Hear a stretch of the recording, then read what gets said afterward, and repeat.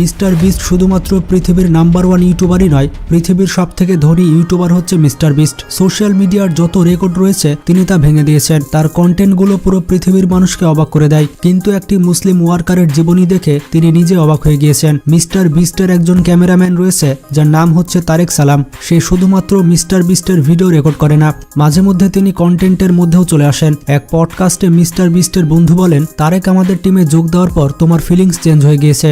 তখন mister beast বলেন, আমার ক্যামেরাম্যান তারেক ইসলাম নিয়ে একটু বেশি সিরিয়াস।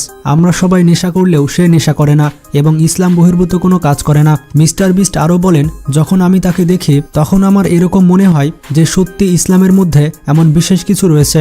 বিস্টের টিমের একজন মেম্বার বলে, যখন আমরা কাজে সবসময় ব্যস্ত থাকি তখনও তারেক তার নামাজ মিস করে না, সে সবসময় 5 ওয়াক্ত নামাজ পড়ে। তো বুঝতেই পারলেন তারেককে দেখে মিস্টার বিস্ট ইসলাম ধর্মকে অনেক ভালোবেসে ফেলেছে।